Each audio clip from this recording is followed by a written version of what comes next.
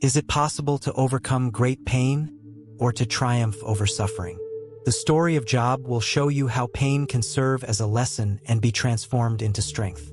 Stay until the end to discover how your faith and perseverance can lead you to true restoration and change your life forever. Job lived in a land called Uz, and everyone around him knew that he was a man of great faith and prosperity. Job was not just rich. He was an example of kindness and righteousness. He feared God and avoided evil. His life seemed perfect. He had a large family, consisting of 7 sons and 3 daughters, and many herds of cattle, sheep, and camels. In addition, he owned a majestic house, full of precious goods, and was admired by all his neighbors. Job was known for his generosity. Whenever his children held feasts, he offered sacrifices to God, asking for forgiveness for their sins, in case any of them had done wrong. He deeply cared for the spiritual well-being of his family, which made him a just man in the eyes of God. He was faithful, upright, and had everything he needed. His life seemed peaceful, and everyone around him saw him as a model of virtue. But Job's life was not only marked by material prosperity. He was also a man of deep understanding and faith. He knew that true wealth was not found in possessions, but in his relationship with God. Every morning, Job dedicated himself to prayer and meditation, thanking God for everything he had. He recognized that, without God's blessing, none of it would have been possible. His faith was his greatest wealth, and he lived it every day. However, on that day, something was about to happen, something that would change Job's life and his family's life forever. In the heavens, in a divine meeting, something unusual was about to unfold. God was surrounded by his angels, and a dark figure appeared. This being was Satan, and he had a challenge in mind. Satan, who didn't believe that Job's faith was genuine, raised a question before God. Does Job fear God for no reason? He is only faithful because he has a life full of blessings. If you let him go through difficulties, he would surely abandon you. God, in his infinite wisdom, decided to allow Satan to test Job's faith. He knew that, despite the hardships, Job would remain firm in his faith. God permitted Satan to touch Job's possessions, but set a clear limit.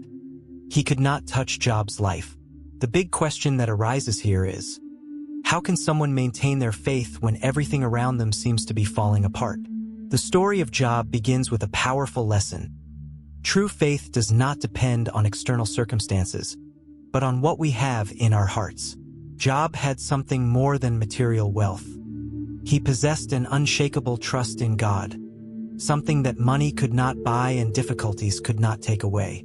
How many times do we feel blessed when things are going well, but forget that our greatest riches come from our faith in God?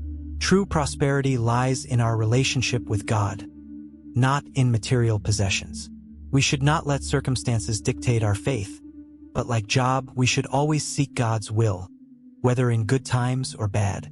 And while Job was living his life full of faith and trust, what he didn't know was that a great storm was about to shake his world in an unexpected way. His tranquility was about to be shattered. On an ordinary day, when everything seemed to be in perfect harmony, an unexpected tragedy struck Job's life. Without warning, in a rapid and devastating succession, everything he had was ripped away from him. It all began with a messenger arriving hastily, his eyes filled with panic. He was trembling as he said, "The oxen were plowing and the donkeys were grazing, when the Sabaeans came and took everything, killing the servants with the sword. I alone have escaped to tell you." Before Job could process what he had just heard, another messenger appeared, even more frantic. Fire from God fell from heaven and burned up all the sheep and the shepherds. I alone have escaped to tell you, but the worst was yet to come.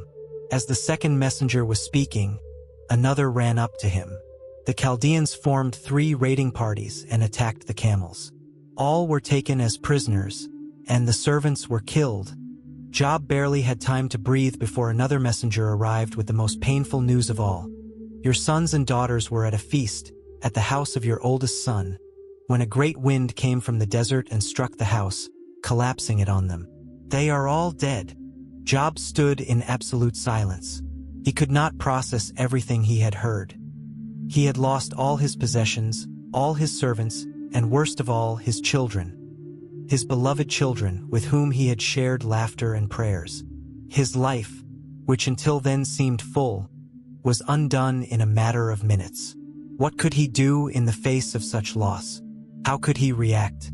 But what happened next was even more astonishing. Amidst the chaos of his soul, Job stood up, tore his clothes, and fell to the ground in worship. He did not complain. He did not blame God. On the contrary, he bowed humbly and spoke words that would echo through the centuries. "Naked I came from my mother's womb, and naked I will depart. The Lord gave, and the Lord has taken away. Blessed be the name of the Lord." Even in his extreme pain, Job did not lose his faith. He did not understand why all of this was happening, but he trusted in God. He acknowledged that divine sovereignty was not limited by his circumstances. And so, Job took a path that few could have imagined. He did not turn away from God, did not complain about his suffering, but entrusted everything to the Lord, even when his heart was shattered. This act of faith in the midst of suffering reveals a deeply transformative lesson. Job teaches us that, although we may not understand the moments of pain and loss, our faith must remain firm.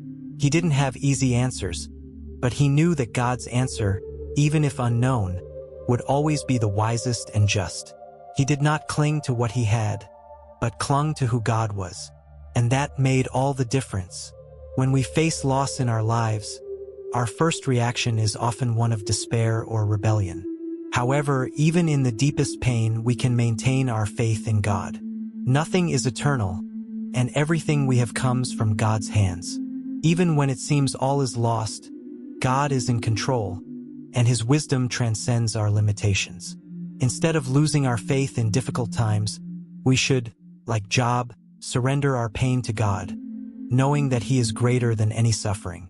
And while Job lay prostrate before God, not understanding the reason for his suffering, a new challenge was about to arise, something that would test his faith and trust even further. What would happen when his friends, full of good intentions, came to try to explain the unexplainable? Something deeper was about to unfold. After losing everything he loved, Job remained in deep mourning. His friends, hearing about his calamity, decided to visit him with the intention of comforting and supporting him. They were Eliphaz, Bildad, and Zophar, men of wisdom, but also with their own ideas and beliefs. When they arrived, they didn't recognize him at first. His appearance had been completely transformed. His clothes were torn and dirty, his body was thin, covered in painful sores that he had covered with ashes, and his face was marked by profound sorrow. For 7 days and 7 nights, they sat in silence beside Job. They said nothing, seeing the extent of his pain and feeling that nothing could relieve the suffering of this righteous man. Their presence, for a time, was the only company Job had, and the silence spoke louder than any words could. But after an entire week of silence, Job finally broke the silence and spoke. His friends looked at him, eager to hear what he would say, perhaps hoping for a sign that he could find some comfort. But what Job said was not what they expected. He did not speak words of lament only about his situation, but expressed a deeper pain, the pain of not understanding the reason for his suffering. He questioned why he had been born, why God had made him, if his life was to end in this way. Why was I born? To suffer? If God wanted to destroy me, why didn't he do it right from birth? Why do I have to go through so much suffering without explanation? He felt utterly lost, as though the entire universe was against him. It was not just physical suffering, but emotional and spiritual suffering, the questioning of what he had done wrong to deserve this. He didn't understand, and he was feeling abandoned by God. It was then that his friends began to speak. Eliphaz was the first. He began with soft words, but soon fell into accusation. "Job, we know you are a man of faith, but there must be something wrong with you. God does not punish the righteous without reason. You must have sinned, perhaps without realizing it. God is only correcting your mistakes." Bildad, the second friend, also spoke. He was more direct and severe. "Your children died because they sinned. You must search for your own sin and repent. God is just, and he does not allow the righteous to suffer without cause." Zophar the third was the most emphatic and accusatory. He believed Job was not being punished enough.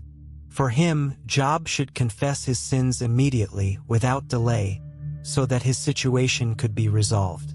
Job then listened to his friends patiently but did not accept their simplistic explanations. He knew he had not sinned in that way, and the pain he felt could not be explained by a mistake he had made. He felt that something deeper was at play, something that transcended human understanding. The pain he felt could not be justified by a simple accusation. With this, silence fell once again. Job felt even more isolated. His friends, instead of bringing comfort, were more concerned with explaining and justifying his pain, without understanding the depth of his suffering. And yet, Job still believed that, at some point, he would have an answer from God, although he knew human explanations would never be enough. When we face difficulties, often the people around us try to give us explanations, but we don't always find comfort in others' words. Suffering is complex and cannot be reduced to simple answers. Sometimes what we need is not an explanation, but the silent presence of those who are by our side, like Job's friends at first, offering support without judgment. True understanding comes from God, and he is the one who can give us peace amidst the chaos. And as Job continued to seek answers that didn't come, he found himself in an increasing internal dilemma. His friends kept speaking, but their words could not ease his pain. In his heart, a growing doubt took hold. What would God do in the midst of his suffering? And would it ever be possible to find peace again? Job, weary of the empty explanations from his friends, sought more than human answers. He wanted to understand what was happening, to comprehend why his world was collapsing. He felt as though he were in a maze with no way out, unsure where the pain would lead him. His friends insisted, arguing about sins and guilt, but something within Job could not accept their words as the final truth. He could not accept that everything he had lost was the result of a personal mistake or sin. Job's search for answers led him to a deep and mysterious place in his heart. He knew that, at some point, the truth would come, and, as time passed, his faith was tested in ways no one could have imagined. However, one thing was clear to him. His relationship with God would never be broken, no matter how much he was challenged. Job trusted that, at the right time, God would speak to him. And then something extraordinary happened. In the midst of all his suffering, God appeared to Job, not in a gentle or simple way, but with a mighty power that made the whole earth tremble. A storm formed on the horizon, and from the storm, the voice of God echoed. There were no signs of easy explanations, no justifications for Job's suffering. There were no words of comfort the way Job had expected. But God's response was different from anything Job had imagined. God spoke to Job in a way no one had ever heard before. He asked, "Where were you when I laid the foundations of the earth? Tell me if you have understanding. Who determined its measurements? Surely you know. Or who stretched the line upon it? To what were its foundations fastened? Or who laid its cornerstone? When the morning stars sang together, and all the sons of God shouted for joy." These words, filled with deep and challenging questions, did not come with ready-made answers, but with a revelation of God's immeasurable power. God did not need to explain why Job had suffered, nor answer each of Job's specific questions about his suffering. Instead, God invited him to look at the vast and grand universe he had created, showing Job the limitations of humanity in the face of divine greatness. Job was confronted by the immensity of God. He had questioned and rebelled, but now God invited him to bow before his infinite power and wisdom. There was no room for pride or the attempt to understand everything. The message from God was clear. True faith is not in understanding God's ways, but in trusting his character, his goodness, and his sovereignty. Job, who had once felt lost and abandoned, now stood before the mystery of a God so grand that he did not need to give explanations to anyone. He, a mere man before the immensity of the Creator, finally understood what it meant to have true faith. Without clear answers, but with a surrendered heart, he bowed and said, "I know that I cannot answer you. Now I see that I am insignificant. I have spoken of things I did not understand, things too wonderful for me, which I did not know." From that moment on, Job came to understand that God, though silent during his suffering, was in absolute control of everything. He did not need to understand all the reasons, but he needed to trust that God knew what he was doing. Many times we seek immediate answers to our suffering, wanting to know why instead of simply trusting God. Our faith does not depend on understanding everything that happens to us. True faith is trusting that, even without understanding, God is in control. He is sovereign and knows what is best for us, even when it is hard for us to accept. The lesson is, God does not need to justify his power to us. We must trust, regardless of the circumstances. And as God's voice echoed in the winds, a new path opened before Job. Now he knew that his true struggle was not against suffering, but against the temptation to stop trusting in God. He was about to discover that, despite all his losses, there was a restoration waiting for him, something far beyond what he could have imagined. But what would this restoration be? How would Job's story end? After the encounter with God, something changed profoundly within Job. His soul, which had once been tormented by questions, was now at peace. Not because all the answers had been given, but because he had finally understood that, even in suffering, God was present and in control. He had experienced the divine greatness in an intimate way, and now his heart was stronger than ever.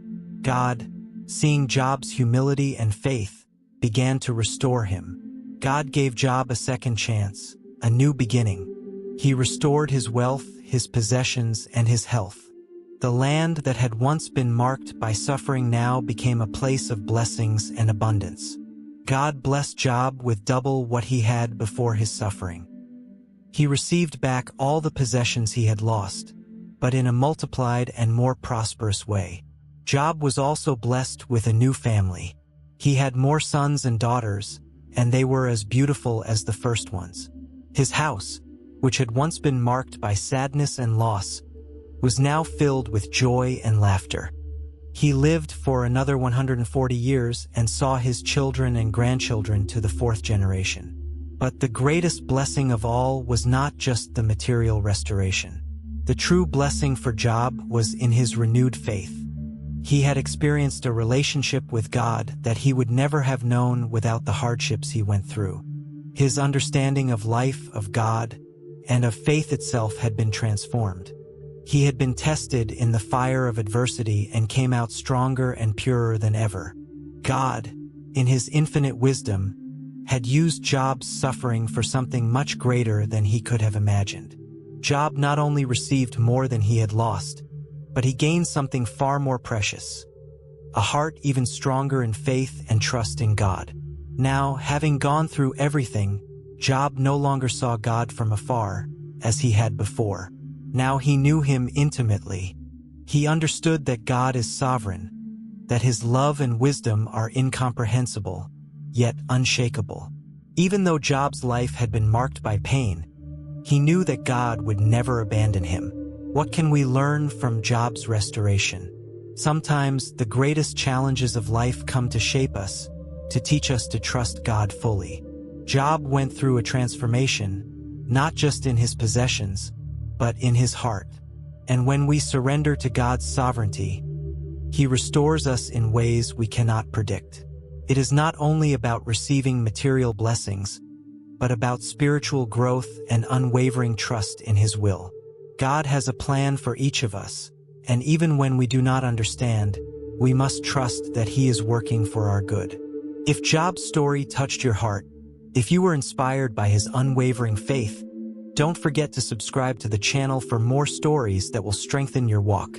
Leave a like if you believe that, even in suffering, God is in control, and share this message with someone who needs to hear that, even in the hardest times, there is hope. Because just like Job, we too can be restored. Stay blessed, and with the wisdom of the Word,